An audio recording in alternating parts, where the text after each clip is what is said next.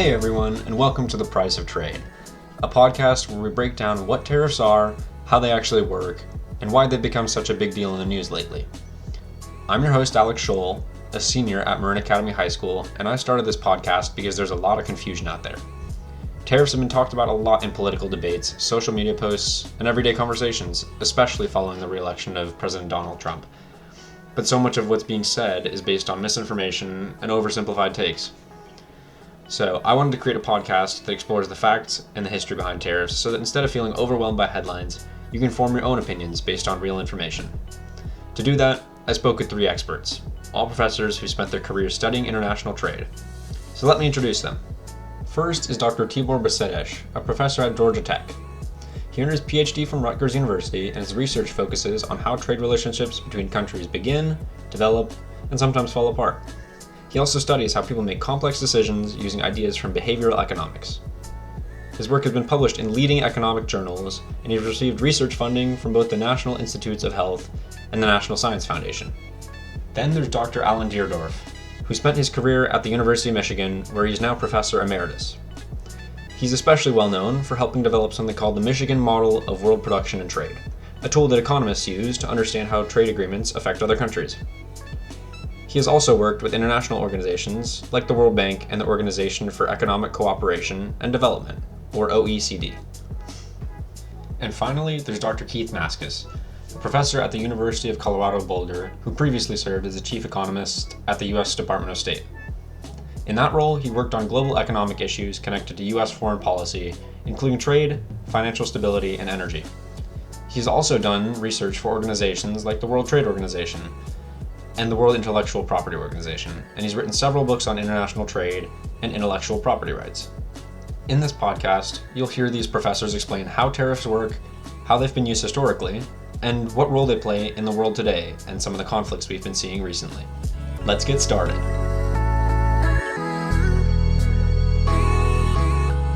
Now, when most people hear the word tariff, their first reaction is usually to try and understand how it might affect them.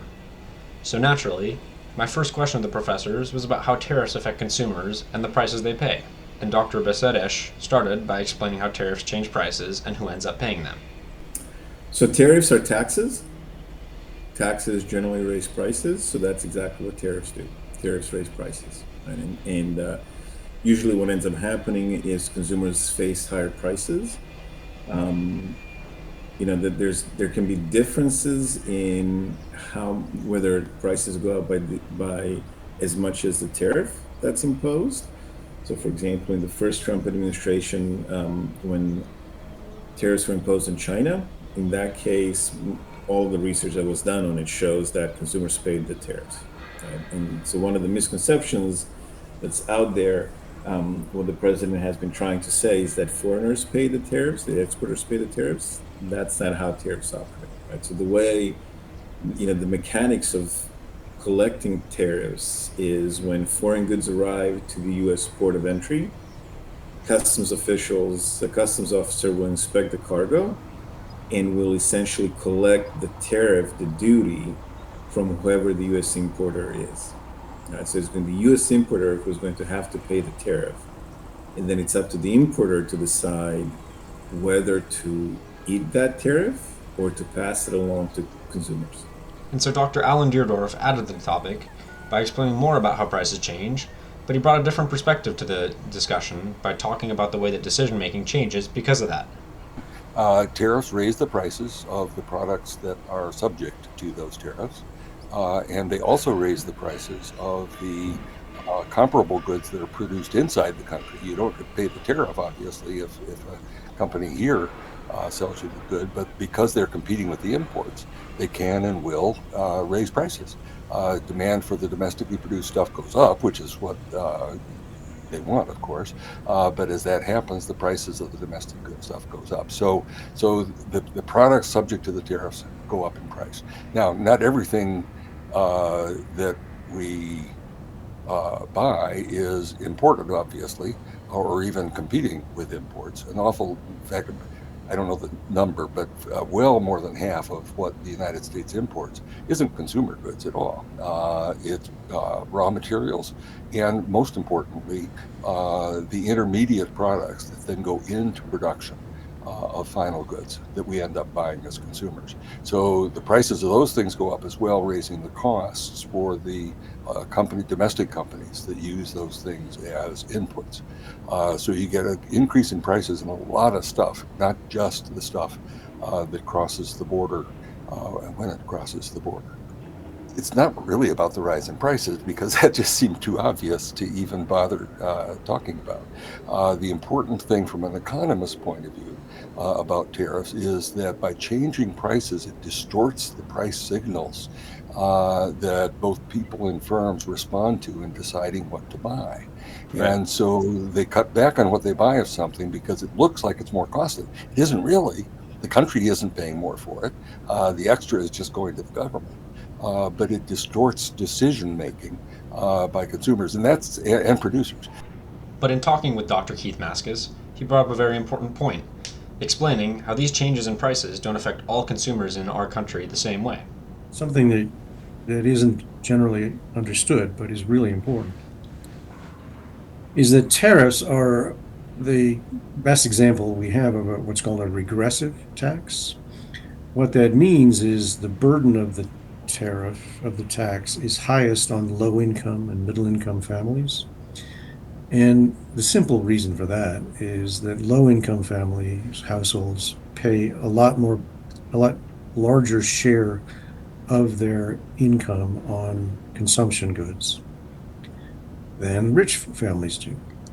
And so if you tax imports of consumption goods, and we're talking literally about, underwear and clothing and electronics bought at Target, that will have their biggest negative impacts on households with low income.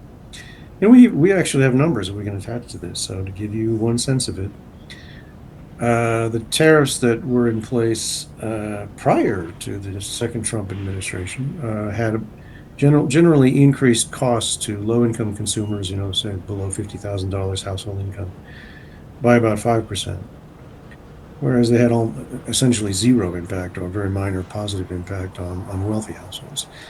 So your listeners should understand this. It's not that everybody will suffer, but there will be exceptional suffering for poor households. So if all tariffs do is raise prices for consumers, then my next thought was to ask the professors about what role tariffs even have in our economy and what they should be used for. Whenever a government taxes something, it reduces the volume of that activity. It may take some time for that to happen, but nevertheless, that's the idea. Now, why would you want to decide to reduce imports of a particular product? Because that's what the tariff policy would achieve. Well, the classic reason is to protect domestic industry. And that goes back centuries and centuries. And even now you'll find in the textbooks about international trade that the overwhelming reason why tariffs might be used is to try to protect domestic industry. Now, how does that happen? If you tax imports, the fewer imports coming in, there's less competition for domestic producers of the goods you're taxing. And that permits them to expand their output, raise their prices, and we hope increase employment domestically. It rarely works that way very effectively, and it's a high-cost way to increase employment or output in particular sectors.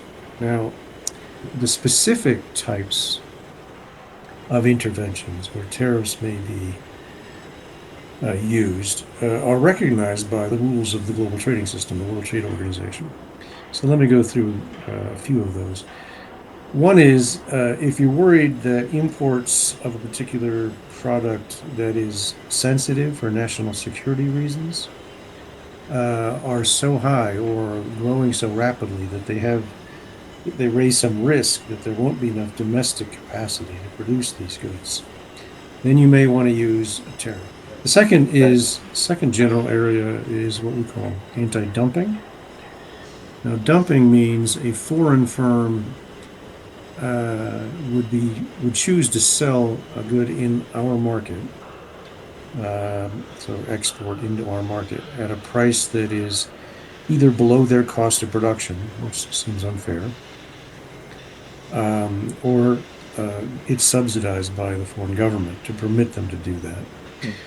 And as a matter of logic and economic policy, you really don't want to have a world where foreigners can just export their excess production into your market, which does have the effect of raising competition over domestic firms and can reduce employment and output and prices. So anti-dumping procedures exist in U.S. and everyone's trade law. They're pretty common and most commonly used against China. And China is the source of a lot of the problems in the global trading system, precisely because they invest in overproduction capacity, which leads to a lot of exports at low prices. And so that's one of the reasons why tariffs might benefit our country's economy. Another reason a tariff may want to be implemented by our government was brought up by Dr. Basedesh, who said the following. From the point of view of the policymaker, if the policymaker wants to generate revenue, tariffs can be successful in generating revenue, provided they're not too high. Right? So, if we're thinking about you impose a 10-15% tariff, is that going to be felt by consumers? Yes. Are they going to import less? Yes. But you're going to generate some revenue. If you impose a 145% tariff on imports from China, ultimately you're not going to generate a whole lot of revenue, because you will probably in the short run, because things are difficult to stop. But because, for example, yesterday there was a report that U.S. Customs collected, I can't remember if it was $500 million or almost $1 billion of duties. But that was probably the consequence of importers rushing as many orders as they possibly could before tariffs were in place. And so a lot of things were on the way here. So once they got here, the new tariffs were imposed, they had to pay the tariffs. But there's been a lot of reporting that show that that cargo ships from China are either not arriving or arriving empty, which means that the tariff revenue will soon drop off, right? And so if tariffs are not too high, you can generate revenue, but if they're too high, you're not going to get any revenue because imports will simply cease. But tariffs for the country like the United States, a developed economy, usually tariffs in less developed countries, tariffs are a source of revenue because they're an easy to collect tax. All you need are officials at ports of entry, and there are relatively speaking few ports of entry for commercial shipments. They all have to go to known ports. But in the United States, when all the other taxes, income taxes, sales taxes, real estate taxes can be easily collected, you don't really need tariffs to generate revenue. And so that means that tariffs are still mostly just effective at supporting domestic industry by reducing imports. So why is it that policymakers keep choosing to use them as a tool? I mean, if you try to look at all the pros and cons, all the different costs and benefits and who they are, I mean, that's a big part of what we do in our economics courses, is try to track all the costs and benefits. And in general, the costs of a tariff are always going to be higher than the benefits. Now, if you don't care about all those, if you're a domestic steel company and all you care about is your company's profits or your company's employment of workers, then of course you don't care that there are costs to the rest of the society. There's benefits. Right. And unfortunately, politicians quite often are focused only on some of their constituents. And so for some politicians, it does make sense. A tariff is going to help the people that vote for them, even though it's going to hurt everybody else. And so in that sense, a tariff is a good policy if all you want to do is help a particular group of people. So now we have covered how tariffs might affect you as a consumer and what they can accomplish for our government and economy. So let's take a look at some of the other economic tools we have to accomplish similar things.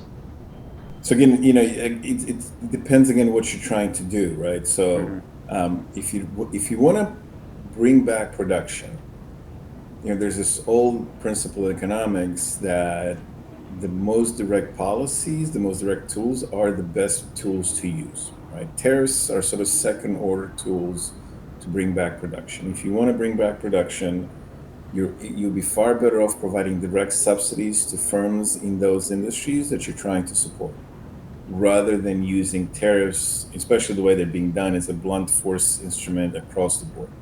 Right? So It would be better to provide production subsidies for certain industries. You know, there's a lot of irony in the Republicans trying to kill the infrastructure bill and the green energy investments that were undertaken under the Biden administration, because that has actually started up new businesses and allowed new firms to start up in the U.S. And that's exactly what you would want to do. And now they're sort of trying to kill that channel of growth of new firm generation and use this sort of second order tool of using tariffs, which, given the volatility of what's been going on with tariffs, one day they're up, the next day they're down. Now we're in a 90-day break. Who knows what happens? It's real difficult for firms to plan under those circumstances. Well, if you have these subsidies, that becomes a bit more stable policy than the tariffs. And there are also other ways to limit imports than tariffs, for example, quotas, if your goal still is to simply protect the domestic industry. But as Dr. Deerdorf will describe, they're still not the most efficient tool for that purpose. A quota has almost exactly the same effects as a tariff, so it can't really be any better or worse. The one difference is that because it specifies the quantity of imported product, and rather than working on the price, it provides greater certainty to the domestic industry that wants protection, and therefore they'll often prefer the quota rather than the tariff. But aside from that, those are the same policy. Now, if your purpose is to encourage the domestic industry, a tariff does do that. It just has a greater cost to other people. A subsidy would be better. That will encourage them, and in fact, it will give them exactly the same benefit that they would get from higher price. You're just giving the money to them, and it'll cause them to do whatever they want. And if you're trying to get producers to move back home, providing subsidies to anybody that locates here will cause them to do that. So and it won't distort the prices that buyers pay the same way a tariff will. So we economists will generally say, for a lot of purposes, if a tariff might possibly have done you some good for that particular purpose, a subsidy will be better because it's not going to distort as much behavior. And so we would argue for subsidies. Of course, the trouble is a tariff collects revenue, a subsidy uses revenue. And so politically, it's much less likely to be acceptable. And because tariffs are more politically acceptable and favor certain individuals more, often those with greater wealth and voting power, they've been chosen as a policy option more readily in recent years.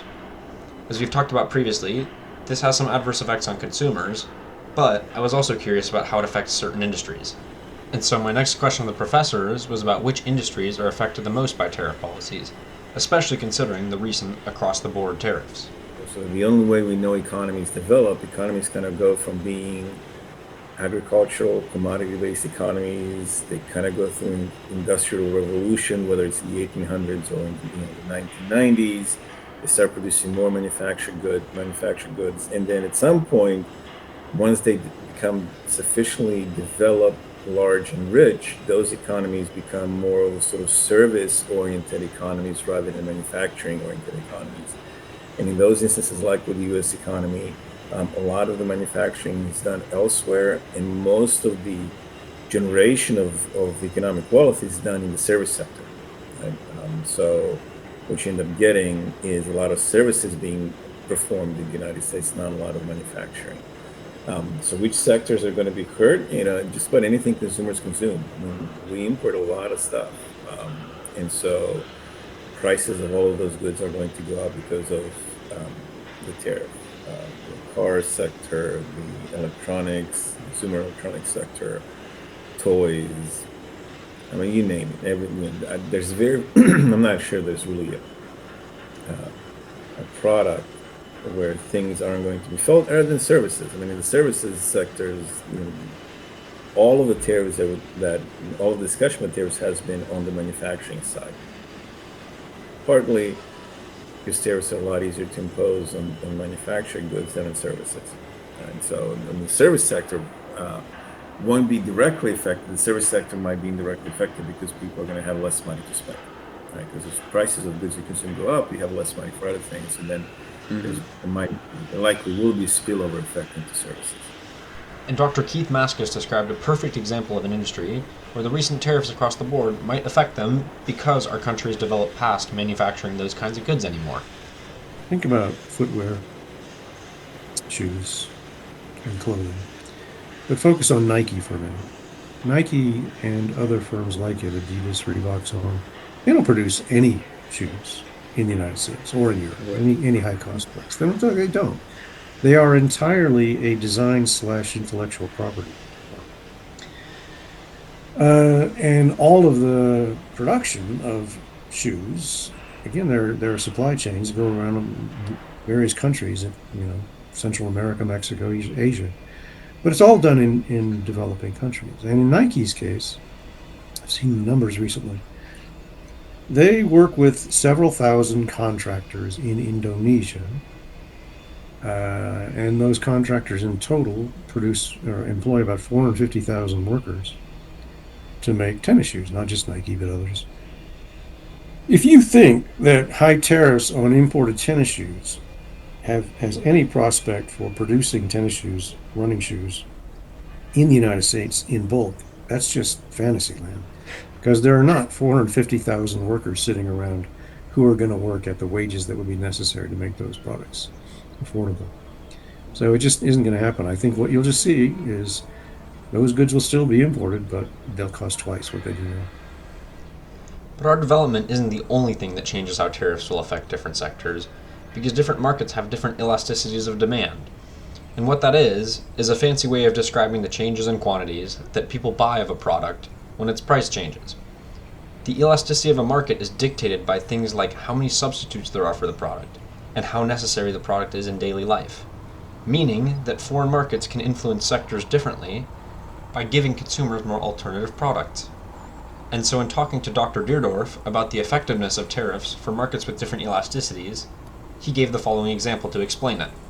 If you're really trying to help the domestic industry, then that's not going to work if there isn't a fair amount of substitution between the imports and the domestic good. If you raise the price of the imports and everybody really prefers the imported product, right, they're still going to buy them. Back in the 1980s, we didn't use tariffs, fortunately, but we used what were called voluntary export restraints, which ended up causing prices of imported cars to go up. And the purpose, of course, was to help our domestic auto industry. But the fact is, back then, our auto industry wasn't producing very good cars or the kinds of cars that people wanted to buy. Japan was. So they still were able to keep selling lots and lots, and they could have sold even more if it weren't for the restriction.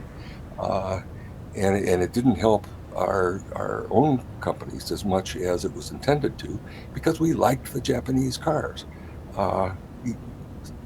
That caused various problems for where I live in Michigan. But I bought my first Honda in 1981, I think. And I haven't bought anything but a Honda since. So even though tariffs can be used as a tool to protect domestic industry, there are still other factors that can change how effective the policy ends up being. Another aspect that changes how effective tariffs are is their duration, which has played a large role in our current tariff issues given how inconsistent the policy has been. While talking to Dr. Besedesh about the importance of tariff duration, he gave the following example and explanation. About a month ago, I was listening to a presentation by the chief economist of the Atlanta Metro Area Chamber of Commerce. He said that in the metro area of Atlanta, you are lucky if you can get all of the licensing and approval done to build a new production facility within 3 years. Right. So firms need, and given all the regulatory structure, you're going to need 2 or 3 years before you can bring a new production facility online, because you have to acquire the land, you have to get all the permitting.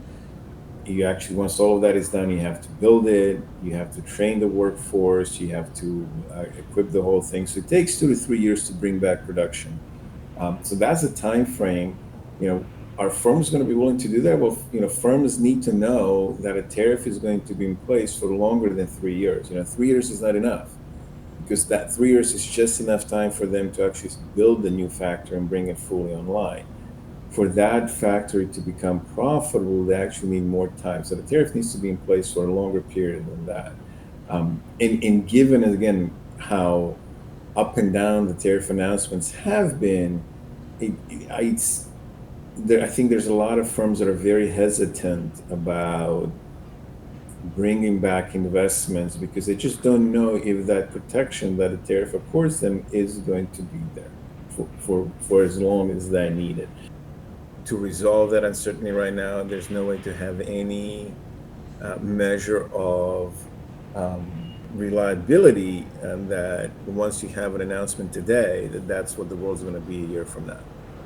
And so, and in those circumstances, some firms might be willing to take the risk, and usually what would happen, if you kind of think about which firms might be willing to take that risk, it will tend to be bigger firms that have bigger pockets, that have greater ability to withstand the potential loss. Small businesses are by and large are all paralyzed because of this, because they usually don't have big reserves. They're more or less operating, if not day to day, then week to week, and certainly month to month. And a lot of uncertainty just doesn't do them any good.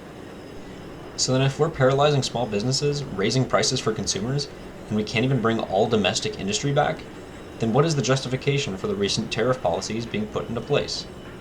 Well, the Trump administration has justified them by stating that they will address trade imbalance, which is what happens when our country imports more goods than it exports. The main reason people even worry about this in the first place is that it can provide foreign investors with more funds that they can use to buy up capital in our country, which creates economic instability and volatility. So I decided to verify the validity of this claim by asking one of the professors. Now, anybody would think that conventional wisdom would be, common sense would be, that if you raise tariffs across the board, that will reduce imports. And it will, there's no question about it. But, and I'll try to explain this in a few minutes after I get past a couple of other points, it will also reduce exports and not generally reduce the trade imbalance, just reduce the volume of trade, but not the trade deficit. You can follow that. Now, before I get to why that is the case, and it's something that economists firmly believe, let me give you a little policy background. Trump administration does believe, they've put out many policy papers over the years saying that the way to reduce a bilateral trade imbalance with a country is by raising tariffs, because the only reason we could have a trade deficit with other countries is because they have high tariffs or otherwise being unfair in treating American exports. Well, this is patently false for many reasons, but let me just mention two that I think are most relevant for your listeners. One is the focus on trade in goods, which is what the Trump administration is always talking about. So things you can eat or build with or drive or look at on the screen at. So actual physical goods is really an inadequate way to think about international trade, because we also trade a great amount of services. And in the case of the United States, we have massive exports of intellectual property and movies and software and technology and financial services, engineering services, business management, on and on and on. And so when you include trade and services, we actually have a smaller overall trade deficit, much smaller. And with many of the countries that the Trump administration is claiming are unfair, we actually have a trade surplus with them when you include services trade. But the second argument here is much more fundamental, which is, why do we have bilateral trade imbalances with certain countries? Well, it's because they produce efficiently things that we import a lot, right? Right. And so that's why we import a lot from them. The argument that people make is, you personally have a trade imbalance, a trade deficit with your barber, right? Because you go and get those services, but that person doesn't buy anything from you. And the argument, if you really believe this bilateral trade imbalance story, is, well, In that case, what the government should do is put a tax on your consumption of barber services in order somehow to cause you to consume less barbering services. It doesn't make any sense whatsoever. So there are those two things. Now, so the United States is really very exceptionally good at exporting, designing, innovating, producing, and exporting high technology products, engineering products, services. And we're not so good at importing textiles, apparel, toys, some sorts, other sorts of, some pharmaceuticals, other kinds of products. So it's just natural. You're going to have bilateral trade deficits with some countries and bilateral trade surpluses with other countries. And the idea that you equate a trade deficit with unfair foreign trade practices is just completely rejected by the evidence and by logic. And so what that means is that our tariffs are not being used to address our trade imbalance, but rather might be more of a geopolitical move. So I decided to ask Dr. Maskus a follow-up question about what role tariffs play in geopolitics and in foreign affairs. There are occasions in which international geopolitical factors would perhaps induce like-minded countries to decide to jointly try to limit production and trade of some country that is really bothersome. China, again, they are the source of a lot of problems because they invest in overcapacity. That means a lot of their output gets poured into Europe and Canada and the United States at cheap prices. And there have been efforts for decades now to try to get the United States, Canada, Japan, Korea, and Europe to coordinate on a set of restrictive policies that would force the Chinese to stop that. And it's never worked. And I'll give Trump one shout out here in that he at least understands that and that is trying to take China on directly. I think in a completely inadequate way to do it, or a very high cost way to do it. Let me put it that way. The cost will be imposed on American consumers instead of Americans and Europeans and Canadian consumers. As a matter of geopolitical specific product tariffs, it's hard to organize and to coordinate, which is why the WTO exists. So now we understand what tariffs are, who they affect, what they are good for, and part of the complicated tariff policy going on right now.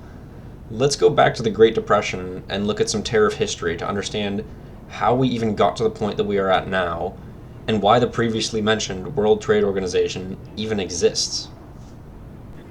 So you may have heard or read about the fact that entering the Depression in the late 20s, early 30s, governments in the richer countries, there were all kinds of issues involving Germany and its reparations and everything else, but governments in the richer countries were trying to find ways to avoid suffering a big reduction in GDP and employment. And this had effects on currency values and many other things. What the United States did first among that set of countries to raise their tariffs dramatically, what's called the Smoot-Hawley tariff. Mm-hmm. So Smoot and Hawley were, one was a congressman, one was a senator, and they jointly sponsored this bill that initially was only going to raise tariffs by a modest amount on a small set of products. But at the time, according to the Constitution, the Congress has the authority to set trade policy. When they introduced the bill into Congress in, I think, 1930, then the bargaining and the log rolling and the negotiations began. And at the end, what happened was Congress passed a set of tariff rates that basically raised tariff rates in the United States from around the 10 or 15% average to over 50% on the products that got the tariffs. Massive increase. Now, that wasn't the cause of the Depression, but it certainly contributed to it because the other countries retaliated in kind and trade volumes fell dramatically by about 2/3 in a 2-year period. That led to the first delegation, I think, that I know of anyway, of power over tariffs to the president. the Congress passed what was called the Reciprocal Trade Agreements Act in 1934, authorizing the president to negotiate with other countries and say, okay, if you will lower your tariff on a product we want to export to you, we will then lower the tariff on the product you want to export to us. Okay, so they authorized the president to do that, to make negotiations with individual other countries. And built into those negotiations was something called the most favored nation principle or provision. Because if we did a deal, let's say, with England to lower our tariffs on textiles because they wanted to send them to us, and they would lower their tariffs on, I don't know, cotton that we would send to them. I don't know if they have tariffs. A part of the agreement was not only would we lower our tariffs, but we also promised that if later on we did another deal with some other country, say France, and gave France a better deal than we had just given England, we would give England that same deal. In other words, from then on, once you did a deal, if you did any further deals with other countries, you would treat this country as well as you did whatever country you most favored. Well, the effect of that was then, as we did negotiations with country after country after country, the tariffs didn't just come down between the two countries that were negotiated, but more and more countries. And the result of that was that our tariffs from the Smoot-Hawley era came way, way down already by the 1950s, at which point, in late 1940s, a lot of countries got together and negotiated what was then called the GATT, the General Agreement on Tariffs and Trade, where we started doing the same sort of thing, not just with pairs of countries, but a larger group of countries. And groups of countries would get together and negotiate lowering tariffs, always following this most favored nation principle. You're always going to charge the same tariff on all the other countries. So if you lower it on one, you lower it on the others. And the result of that was that our tariffs came down, down, down. By the 90s, by the mid-90s, our tariffs were something like 1/10, if not less, of what they had been back in the early 1930s. All right, so we made an amazing move towards much, much freer trade. In 1995, after many years of negotiation, they supplanted the GATT with this thing called the World Trade Organization. And what it is a very complicated set of documents that tell countries they can't raise their tariffs except in the circumstances I was talking about before, dumping, national security. If they raise their tariffs, they have to be subject to certain procedures and demonstration of evidence. But also, they started to reduce eliminate quotas. They put in policies involving investment restrictions. They put in policies, baseline policies about how you have to protect intellectual property, agricultural subsidies, and on and on and on. And it actually now has almost every country in the world as a member of the World Trade Organization. A few exceptions like Cuba and North Korea. So what that did in the mid to late 90s and through the 2000s was establish a set of rules. And the basic rule of the WTO is you cannot discriminate. If I cut tariffs on you, then I have to offer those same low tariffs to everybody else who's in the WTO. And it had a dramatic impact on liberalizing world trade over a 20 to 30 year period.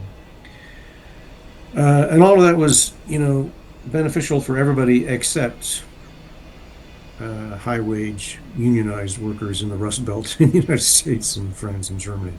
They're the ones who suffered from the additional import competition, especially after China joined the WTO in 2001. Is the WTO still relevant? It is in certain ways, but not nearly to the same extent, because the Americans under Trump have made it clear that we're no longer going to abide by those rules. We don't really care to go through the investigations that are required. And there are some limits on how foreign countries can retaliate, but as far as they're concerned now, if the Americans are not going to follow the rules, then we're not going to either. We'll retaliate in the way we think we have to. So right now the WTO is an interesting but heavily diminished institution. And I think perhaps if there's any good to come out of this tariff episode, it may be that the countries of the world, including the United States, whenever Trump may leave the scene, will realize they have to renegotiate and reconsider how those rules actually work. They can't be so restrictive. And so why did we all of a sudden stop abiding by the rules of the World Trade Organization recently? Well, that answer lies within our conflict with a country mentioned multiple times throughout the podcast. You guessed it, China. Dr. Maskus and Dr. Deerdorf both explained how we have come to be in our dangerous and interdependent relationship with China, and how the WTO and trade liberalization have played a part in that. China joined the WTO in 2001. Now, they had been growing rapidly and becoming a highly export-oriented manufacturing-based economy since the early 80s, I would say. So they were already a pretty powerful player, but only in labor-intensive, low-wage kinds of commodities. You know, the old story about what's made in China, right? Things have changed a lot since then. So when they joined, they were making preparations to join the WTO in 2001. The way accession to the WTO works is all of the other countries who are currently members have to agree to allow somebody to join. And that only happens if that country agrees to modify its trade policy in a way that it's all fully consistent with the WTO rules. And maybe at the same time, the countries negotiating with China could get some additional benefits. In practice, it's impossible for 200 countries to negotiate those kinds of accession agreements. So what happens is US, Europe, India, Japan, Korea, Canada, a few other major countries do the negotiations for them, and then everybody else votes on it. And that's what happened in the case of China. Now, China, the reason it was such a big deal, besides the fact that it had all this capacity, is that prior to joining the WTO, China, not being a WTO member, was always at risk from year to year of not getting the lowest tariff rates from the United States and Europe that we offer. And every year, believe it or not, in the United States, there was a negotiation in Congress about whether to provide them that benefit. And every year for about 15 years before joining, they did get that benefit. And it really improved their manufacturing capacity by exporting to the United States. But what joining the WTO did was to remove that uncertainty altogether, right? Once they're in the WTO, that negotiation, that conversation just went away. And that induced just an outpouring of foreign direct investment into the Chinese economy from Taiwan, Japan, Korea originally, then from the US and Europe, to the point where China is now the second biggest host of foreign direct investment in the world, only behind the United States. And that not only built up a lot of capacity in the labor-intensive, low-wage kinds of goods, but what the United States, what American firms here and in Europe or in Japan were happy to do was basically migrate some of their technologies to China so that they could produce higher quality goods with using low-wage labor. Right. And that's where all of this competition basically came from. And I don't think anybody at the time really anticipated that China would be so capable of flooding international markets. But the argument went, and I made this argument myself in a couple of speeches in China as a representative of the World Bank. I was working for the World Bank at this time. We all welcome you to the community of nations, and by the way, please be sure you meet your WTO obligations. And they said, sure, we will, but in the end, they've not been a particularly fair player in this context. Before China started entering into the global market in the 1980s, there was a pool of labor there of over 1 billion people. This is a way different scale. Right. And when China, by the late 90s and into the time they joined the WTO, really were fully integrated like that, what that did is it plopped about an increase in the global labor pool of unskilled to medium-skilled workers by about a third, right? There's no way that countries can easily absorb that kind of big increase in supply capacity without generating some conflict. And we tried hard by limiting them through the WTO rules. We tried hard by having just series of bilateral and trilateral negotiations involving Europeans about how they should organize their own intellectual property devices and investment policy to avoid this kind of outcome, and many, many attempts to try to get them to scale back in their steel capacity. On and on and on. None of it ever took. So that's really the essential source of the situation we're in right now. That trade liberalization has been very beneficial overall, but it has also generated these problems with China, and at the same time, the people who've lost from this process have been prior high-wage male workers who were unionized and suddenly found their jobs moving elsewhere. Now, there is another piece about China. I mean, a country as big as they are in terms of their population and having low wages would, of course, cause a lot of this stuff to happen. But there's another thing about China. Even though they are officially a communist country, which you might think is the next step beyond socialism, where you take care of your people, they really don't. And as a result, their people feel that they really have to save a lot in order to protect themselves in case they get sick or for when they get old and can't work anymore. And so the Chinese public is a much bigger saver than the publics in most other countries. The United States, on the other hand, is a much smaller saver. Right. We are all spendthrifts, I think. And the result of that is that China depends more than it would have to otherwise on exporting as a way to keep their people employed. Ideally, that wouldn't be the case. Ideally, and they are trying to make changes to get their people to buy more stuff in order to employ their people. But they're having trouble making that happen. So China is harder to deal with for that reason, in addition to just the fact that they're so big and they have so many workers. And they're doing all this saving. They want a place to invest it where they'll be able to trust that they're going to earn income on it. And we provide that. U.S. government bonds and corporate bonds are exactly what they want to hold. And it allows us to live beyond our means. So in that sense, we're all benefiting. But of course, on the ground, there are people losing their jobs, and it causes pain. I mean, they're still buying cheap stuff, but they don't have any income to buy it with.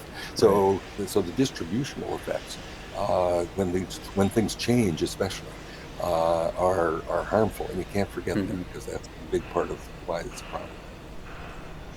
And so the big problem is that we are now so interconnected with China, as we both benefit from each other in trade and overall, but there are still a lot of people out there who have been irreparably harmed by the transition of jobs out of the country. Now that the Trump administration has put such a large focus on shifting jobs back into the US, the people with grievances towards China are trying to get back what they lost, even through outrageously high tariffs across all industries. But then, what even is the strategy behind those tariffs? And are they even the right tool to solve the problems at hand?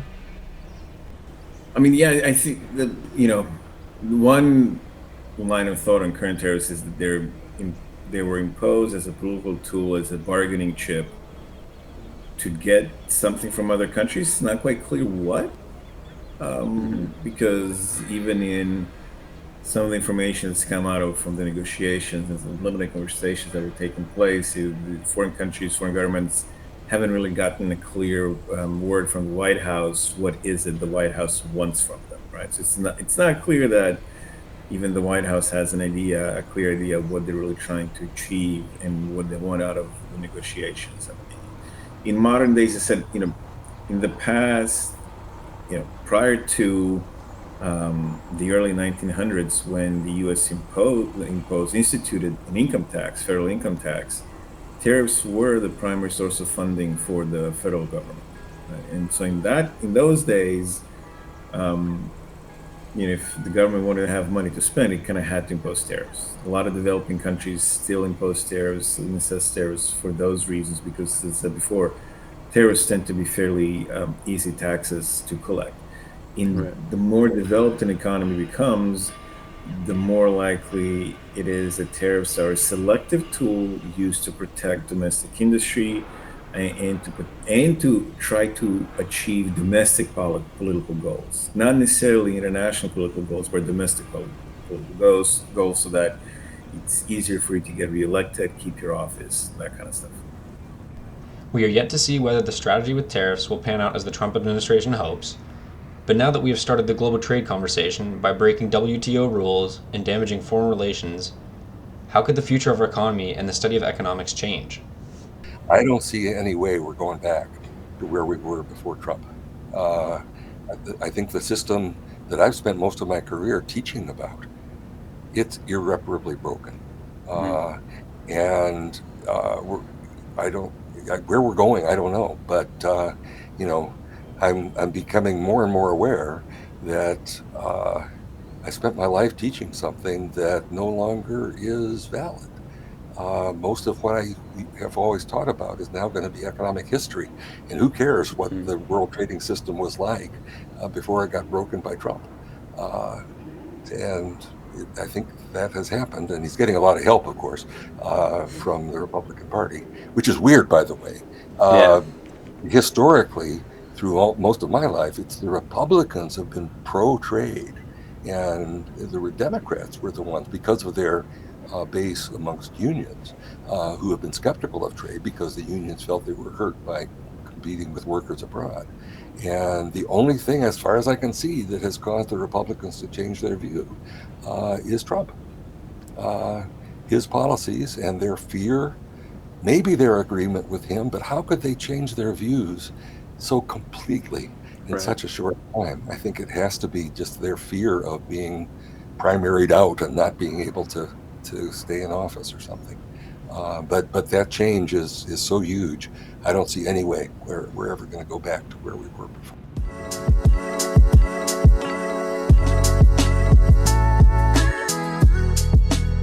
Thank you all for tuning in to The Price of Trade, my senior project and informational podcast. I hope you learned as much listening to this as I did making it, because we're living through a generational event, and it is important to know all the information and background so you can be an active participant in our country and economy. Huge shout out to my economics teacher and mentor for this project, John Haveman, for helping foster my love for the study of economics and business throughout my senior year, helping me guide me through my vision of my podcast, and for putting me in touch with all the professors I spoke to. Another thanks to Dr. Tibor Besedish, Dr. Alan Deerdorf, and Dr. Keith Maskus for taking time out of their busy schedules to talk to a high school student about a pressing subject and help spread quality information to all of you listeners.